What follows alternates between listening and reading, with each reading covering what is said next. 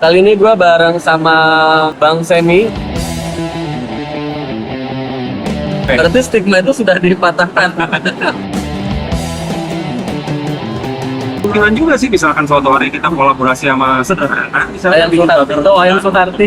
Ayam Sutarti gitu kan.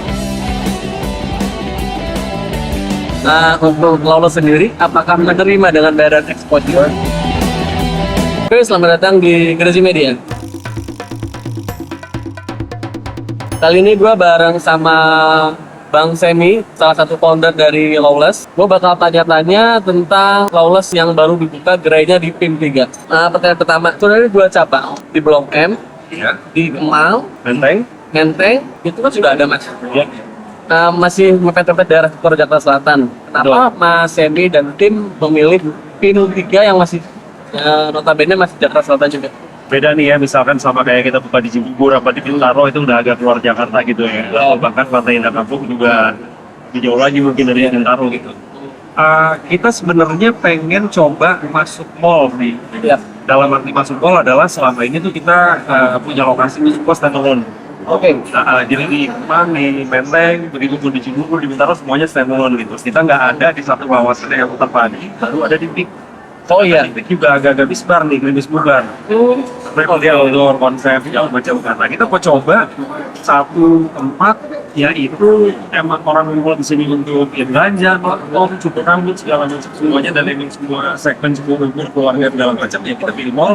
Dan karena emang gua personally tinggal di Jakarta Selatan, salah satu mall yang menurut gua paling ramai paling bagus ya Pondok Indah Mall gitu. Makanya kita coba masuk ke PIM, dapat jadi PIM sekian. Oh, betul. Gua pengen nyoba mall aja sih. Iya, berarti whole package semua range umur, semua apapun itu bisa pesannya ada di PIM 3 gitu mas ya? Iya betul, pengen nyoba aja sih di mall. Oh, kemarin kan sempat ada penanaman modal nih mas. Iya betul. Melalui crowd mulai 1 juta rupiah. Iya, Berdasarkan seberapa banyak orang yang nagih modal terkait Lawless bergetar di PIM 3 ini. Di crowd dana itu kita kalau gue nggak salah kita ada datanya tapi gue agak lupa persisnya berapa tapi 200 lebih. Oh, oke. Nah, jadi memang si crowd dana ini kan adalah platform di mana kita bisa nawarin ke orang untuk bisa patungan untuk kita bikin usaha bareng. Ya. Mulai dari 1 juta rupiah. Jadi lu bisa naruh 1 juta, lu bisa naruh 1 miliar. Oh, oke. Sebenarnya yang masih ada. Oh, oke. Tapi misalkan kita lepas ke publik itu adalah misalkan 2 miliar misalnya. Misalnya lu mau beli 1 miliar, berarti 50%-nya udah milik lo, sisanya nggak tahu tuh siapa yang mau bayarin. Oke. Jadi bisa banyak orang, bisa juga sedikit orang, yang penting stoknya masih ada, lu bisa beli. Oke. Gua kenapa mencoba crowdfunding ini konsepnya? Gua lagi berpikir kayaknya keren banget ya kalau misalkan si Lawless bisa dimiliki oleh customer atau franchise sendiri. Oh iya. Maksudnya orang-orang yang dulu misalkan datang ke tempat kita, mungkin pakai baju kita, nonton konten kita, atau dengerin podcast kita, segala macam kan. Lawless juga punya band-bandnya segala yang memang udah seneng banget sama Lawless. Kalau sampai akhirnya bisa memiliki itu kayak something else gitu. Iya, benar. Jadi kayak lu nggak cuma bisa menikmati produknya, lu menikmati segala macam sebuah lifestyle package, tapi sekarang lu bahkan Contribute uang dari iya. lu kontribusi uang. Iya, kayak gitu sih. Jadi kayak keren aja sih buat gua kalau bisa sampai sana gitu. Ini berarti belum ada yang niru mas ya dari semua segmen food and beverage di Indonesia. Udah ada. Maksudnya si crowd dana itu nggak baru bekerja sama F&B brand itu. Lawless itu bukan. Jadi ada beberapa brand sebelumnya yang si crowd dana bahkan platform lain seperti OLX, ada Bishare segala macam itu juga crowdfunding. Dan mereka udah melakukan yang sama juga dengan F&B. Tapi maksud gua kan motivasi F&B ya inisiatif itu crowdfunding ini sebetulnya ada yang pengen expand. Oh iya. Expandnya nggak bisa cepat karena mungkin BEP-nya nggak kejar sama plan perusahaannya misalkan gitu kan. Iya. Banyak motivasinya gitu. Tapi kalau buat kami pribadi sih salah satu motivasi utamanya adalah yaitu sih pengennya ini kayak jadi for us by us gitu. Oh oke. Iya. Baik. Kalau yang makan ternyata pakai baju Lawless, padahal milik juga gitu. Iya. Keren sih itu keren. Mas Semi berencana nggak ke gerai di luar Jakarta? Berencana banget. Sebetulnya si Lawless, khususnya Lawless udah punya plan yang lumayan jauh sih waktu sebelum pandemi. Jadi kita udah sempat survei di beberapa kota di luar Jakarta, cuman karena pandemi kan semuanya of course. Ya, untuk di 2023 ini sih kita pengen banget untuk bisa mulai coba untuk buka di luar kota tahun ini. Bisa alternatifnya di Bandung, atau di Medan, atau di Bali, atau di Jogja, Surabaya, dan lainnya. Tapi kita pengen Gue sempat dengerin podcast di Tanpeda. Ada statement kalau nggak salah dari Bang Aryan kalau ngomong gini kayak, gue harus makan sei sapi itu di Bandung. Nah, lo harus makan burger ya di Jakarta. Berarti stigma itu sudah dipatahkan. Sebetulnya iya dan tidak sih, dalam arti sekarang ini mungkin masih posisinya kayak si Lolos, ada beberapa orang yang memposisikan kita kayak sebagai oleh-oleh Jakarta. Iya betul. Karena mungkin emang belum ada di kota-kota lain. Just tip Lolos nih mas? Iya betul, ada gitu. Maksud gua kan yang namanya apa ya, hype atau apa segala macam.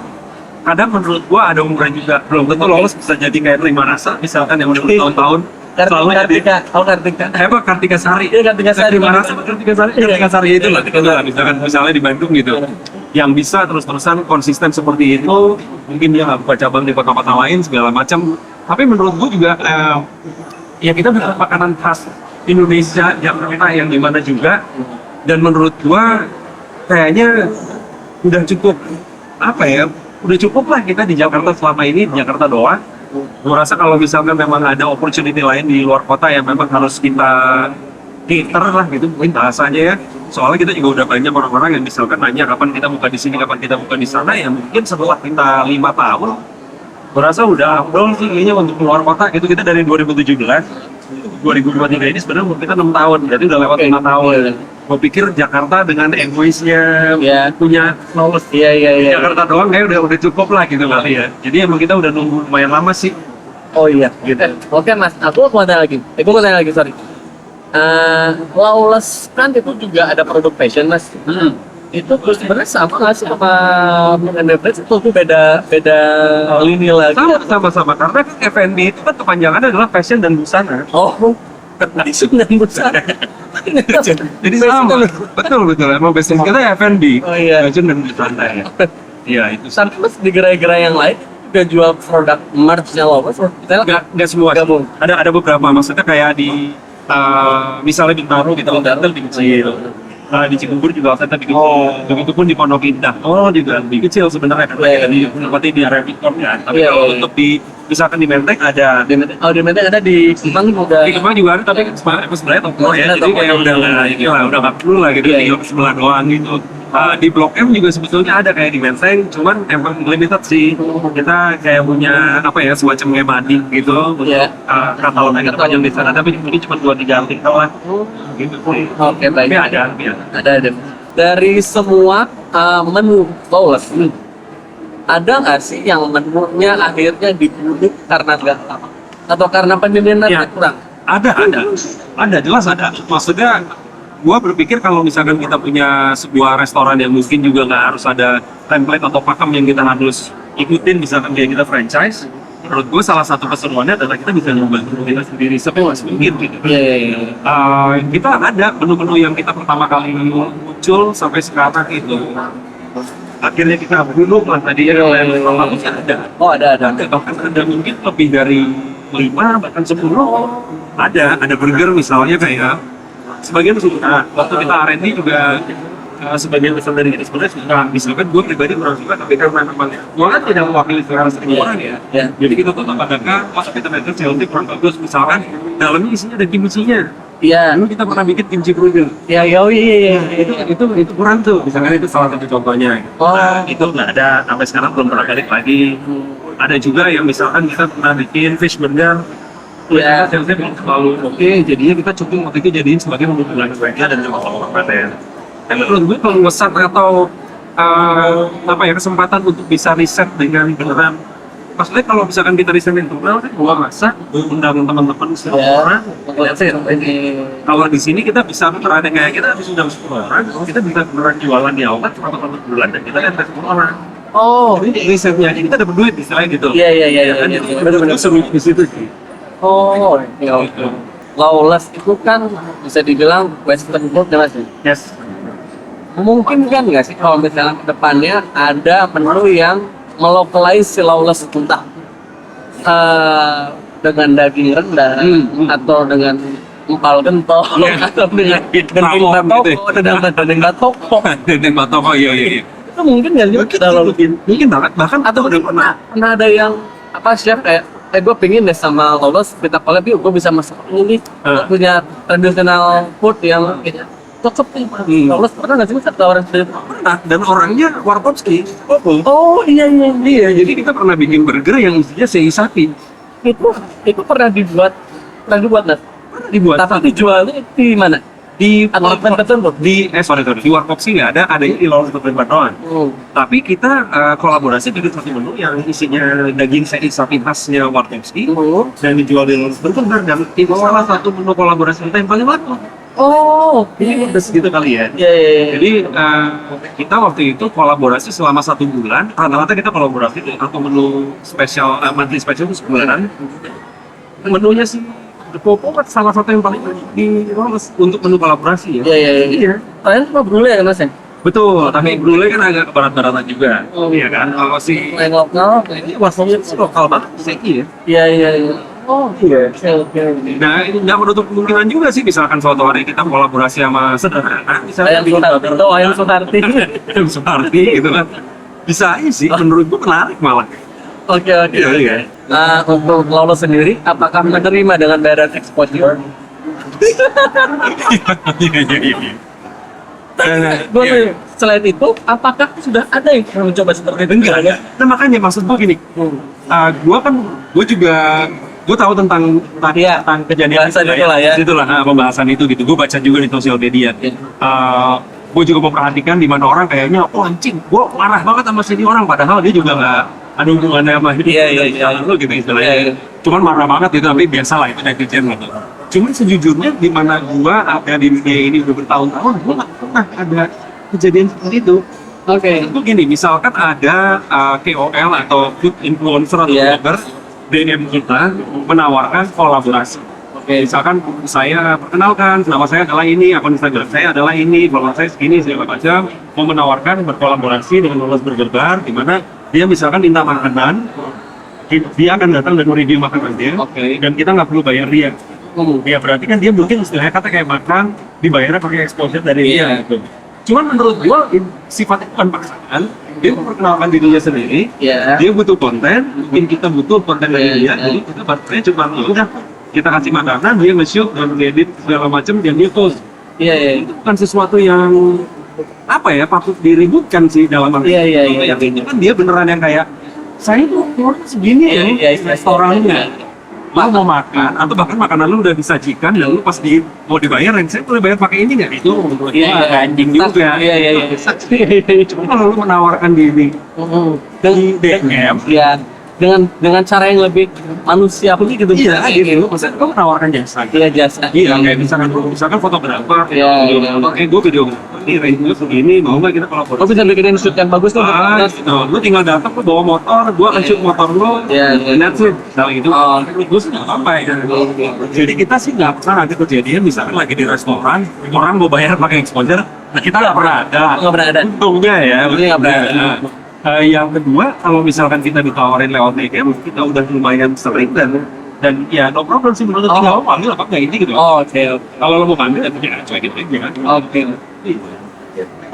Terima kasih banyak. Apakah Lawless akan menjadi ancaman untuk UMKM kecil seperti McD dan Burger Nah King? iya sih benar. Memang Soalnya kita lihat nih McD dan Burger King kan masih sangat di bawah nih, Mas. Iya. Dan masih sedikit Yes. gerainya. Iya benar. Apakah ini menjadi ancaman? Memang kayak takut minder sih mereka ya. Kalau lolos terlalu cepat takut minder sih mereka ya. Iya sih. Cuman ya kita selalu support UMKM lah. Seperti misalkan McD gitu, kita udah amati juga beberapa tahun ini perkembangannya lumayan bagus. Ya semangat terus aja sih Ya. gitu, supaya bisa go internasional ya. Terus berinovasi mungkin. Iya betul gitu sih. Maksudnya kalau misalkan ada yang mau atau mungkin sharing atau apa sih, kita welcome aja kapan aja mau ke kantor. Kata dia nggak kebalik ya. Kenapa jadi gue yang berguru sama dia gitu? Oke, pertanyaan terakhir, jika Lawless ada kesempatan kolaborasi Siap. dengan orang dalam ataupun orang luar negeri atau mungkin brand luar negeri atau dalam negeri, kira-kira siapa Mas? Kalau di baju kan Lawless sudah meledak dengan Lawless X Slayer. Nah, kalau dengan Lawless Burger ini kira-kira dalam negeri atau luar negeri siapa nih? Siapa ya? Tapi salah satu maksudnya gue walaupun tadi sebenarnya ngomong doang itu bisa kayak Mas Jordana atau Ayam Suharti tadi lu bilang, menurut gue itu sesuatu yang menarik sih. Maksud gue kalau misalkan Slayer itu sesuatu yang kawin banget sama Lawless. Dan itu adalah sesuatu kolaborasi impian, tapi sekaligus yang obvious banget. Kayak Lawless kolaborasi sama Slayer, ya pasti dia mau. Slayer belum tentu, tapi Lawless pasti mau gitu. Dan ketika terjadi langsung kawin gitu aja, semuanya itu berjalan natural. Sedangkan yang kolaborasi misalnya kayak sama Ayam Suharti atau Sederhana, itu menurut gua sesuatu yang emang jadinya bikin kita jadi mikir gitu kayak ini gua gimana ya supaya tetap lolos tapi kolaborasinya jadinya mulus gitu. Iya. Atau misalkan dulu kolaborasi misalnya sama bukan sama Slayer tapi sama Rich Brian gitu. Iya. Nih kolaborasi. Tapi kalau misalnya kita ngomong makanan kan genrenya agak lebih luas. Dulu kita bicara lolos di rock dan metal, kita itu juga makanan. Misalnya opportunity itu mungkin akan gue pikirin dulu sebelum gue langsung tolak misalnya. Ketika gue udah pikirin, aduh ternyata emang gak cocok lagi, nggak bisa nih sama Rich Brian misalnya gitu ya, atau sama siapa misalnya kan. Baru kita, wah nggak bisa nih, gue pikirin ternyata nggak cocok. Gue pengen banget sebenarnya, I want to make this work, tapi ternyata nggak bisa, jadi udah. Tapi gue itu seru sih untuk dipikirin dulu, yang dulu gimana ya gitu. Tapi nggak segampang sama Slayer. Iya. Iya. Oke, paling itu aja teman-teman yang bisa kami berikan info-info dan pertanyaan dari Mas Emir dan Lawless kan. Terima kasih. Bye. Thank you.